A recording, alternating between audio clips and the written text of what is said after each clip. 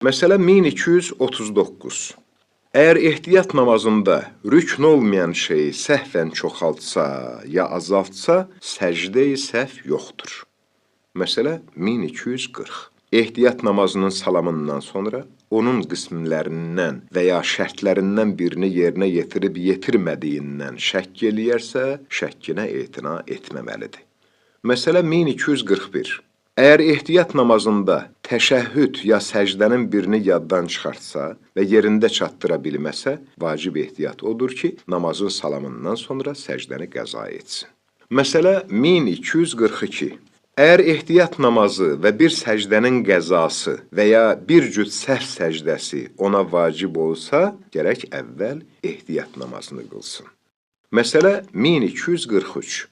Namazda gümanın hökmü rükətlərə nisbətən yəqinin hökmü kimidir. Məsələn, bir və ya iki rükət qıldığını bilmədikdə, iki rükət qıldığını zənn edərsə, iki rükət qıldığına qərar verməlidir. Əgər 4 rükətli bir namazda 4 rükət qıldığını zənn edərsə, ehtiyat namazı qılmamalıdır. Amma əməllərə nisbətən zənnin şək hökmü vardır. Belə ki, əgər rüku etməsini zənn edərsə, səcdiyə daxil olmayıbsa, onu yerinə yetirməlidir. Məsələn, əgər həmd oxumadığını zənn edərsə, əgər surəyə daxil olmuşdursa, zənninə etina etməməlidir və namazı səhihdir. Məsələ 1244. Şək, səhv və zənnin hökmündə gündəlik vacib namazlarla digər namazlar arasında bir fərq yoxdur. Məsələn, ayət namazında bir rükət yoxsa iki rükət qıldığı barədə şəkk eləyərsə, şəkki iki rükətli bir namazda olduğu üçün namazı batil olar. Əgər bir rükət və ya iki rükət olduğunu zənn edərsə, o zənninə əsasən namazı tamamlamalıdır. Səhv səcdəsi, səcdə-i səhv. Məsələ 1245. Namazın salamından sonra insan gərək 5 şey üçün bir cüt səhv səcdəsi sonra deyiləcək göstərişlə yerinə yetirsin. 1. Namaz arasında səhvən danışsa. 2. Namazın salamını verəsi olmayan yerdə salam versə, məsələn, birinci rükətdə səhvən salam versə. 3. Təşəhhüdü unutsa. 4. Səhih şübhələrin 4-cü qismində deyildiyi kimi, 4 rükətli namazda ikinci səcdiyə getdikdən sonra 4 ya 5 və ya 4 ilə 6 rükət qıldığı barədə şəkk edərsə. 5. Namazdan sonra namazın hökmünün səhih olmasına baxmayaraq, müxtəsər olaraq namazda bir şeyin səhvən əksik və ya artıq yerinə yetirildiyini bilirsə. Bu 5 şərtdə, birinci, ikinci və 5-ci şərtlərdə ehtiyata əsasən, 3-cü və 4-cü şərtlərdə isə daha güclü görüşə əsasən, 2 səhv səcdəsi etməsi gərəkdir. Əgər bir səcdəni unudarsa və ayağa qalxması lazım olan yerdə, məsələn, həmd oxuması lazım olan yerdə səhvən oturarsa, yaxud oturması lazım olan yerdə, məsələn, təşəhhüd etməsi lazım olan yerdə səhvən ayağa qalxarsa, 2 səhv səcdəsi etməsi ehtiyat müstəhəbdir. Hətta namazda səhvən yerinə yetirdiyi çoxluq və azlıq üçün 2 səhv səcdəsi etməsi ehtiyat müstəhəbdir. Bu bir neçə surətin hökmləri gələcək məsələlərdə izah olunacaq. Məsələ 1246. Əgər insan səhvən və namazın qurtardığını xəyal edib danışsa, gərək ehtiyata əsasən bir cüt səhv səcdəsi yerinə yetirsin. Məsələ 1247. Öskürəkdən peyda olan səs üçün səhv səcdəsi vacib deyil. Amma səhvən nalə çəksə, ya ah çəksə və ya ah etsə, gərək ehtiyata əsasən səhv səcdəsi etsin. Məsələ 1248. Əgər bir şeyi səhv oxuyubsa, ikinci dəfə səhih oxusun. O ikinci dəfə oxumaq üçün səhv səcdəsi vacib deyil. Məsələ 1249. Əgər namazda səhvən bir neçə kəlmə danışsa və onlar xalq arasında tamamilə bir dəfə hesab olsa, namazın salamından sonra bir cüt səhv səcdəsi kifayətdir. Məsələ 1250. Əgər səhvən təsbihati ərbəəni deməsə, müstəhəb ehtiyat odur ki, namazdan sonra bir cüt səhv səcdəsi etsin. Məsələ 1251. Namazın salamının verilməməli olduğu bir yerdə səhvən Əssəlamu əleyna və əla ibadullahi salihin və ya əssalamu əleykum deyərsə, hərçənd və rəhmətullahi və bərəkatuh deməsə də, lazım ehtiyatı əsasən 2 səhv səcdəsi etməsi lazımdır. Amma əgər səhvən əssalamu əleykə əyyubən nəbiyyu və rəhmətullahi və bərəkatuh deyərsə, müstəhəb ehtiyata əsasən bir cüz səhv səcdəsi yerinə yetirməlidir. Məsələ 1252. İnsan salamın verilməsi lazım olmayan bir yerdə səhvən hər 3 salamı da verərsə, bir cüz səhv səcdəsi kifayətdir. Məsələ 1253. Əgər bir səcdə yaxud təşəhhüdünü unutsa və sondakı rükətin rükusundan əvvəl yadına düşsə, gərək qayıtsın və yerinə yetirsin və namazdan sonra ehtiyat müstəhəbə əsasən yersiz qiyam üçün bir cüz səhv səcdəsi yerinə yetirsin. Məsələ 1254. Rükuda və ya rükudan sonra əvvəlki rükətin səcdəsinin birini unutduğunu xatırlayarsa, namazın salamından sonra səcdəni qəza etməlidir. Təşəhhüd üçün isə bir cüz səhv səcdəsi yerinə yetirməlidir. Məsələ 1255. Əgər səhv səcdəsini namazın salamından sonra qəsdən yerinə yetirməsə, günah etmişdir. Vacib ehtiyata əsasən, gərək tez də olsa əmələ gətirsin. Belə ki, səhvən əmələ gətirməsə, hər vaxt yadına düşsə, gərək təcili əmələ gətirsin. Namazı yenidən qılması lazım deyil. Məsələ 1256.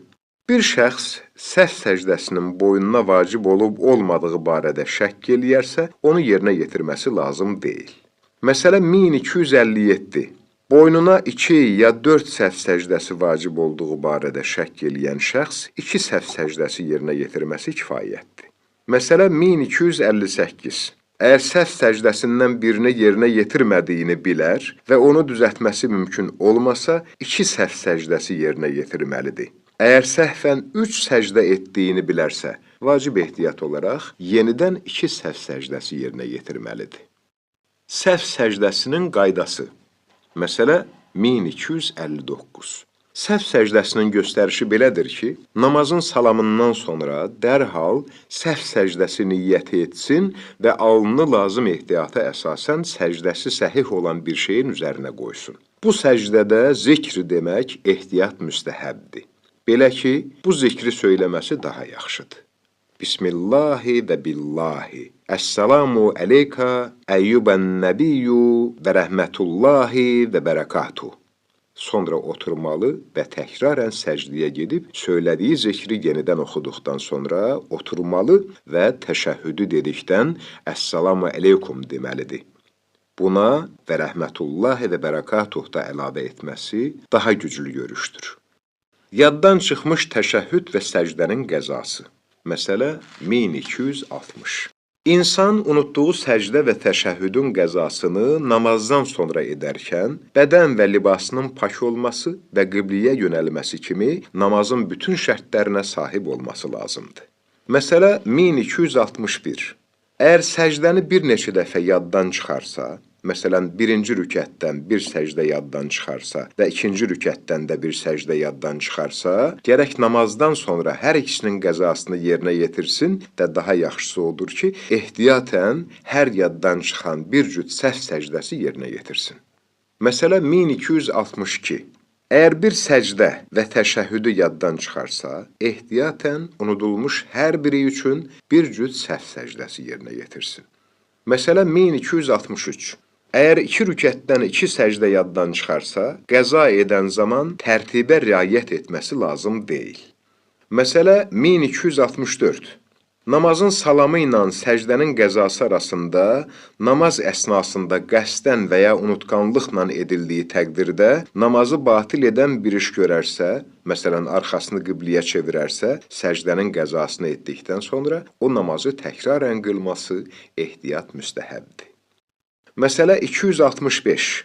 Əgər namazın salamından sonra son rükətin bir səcdəsini və təşəhhüdünü unutduğunu xatırlayarsa, qayıdıb namazını tamamlamalı və vacib ehtiyata əsasən yersiz olan salam üçün 2 səhv səcdəsi etməlidir. Məsələ 1266.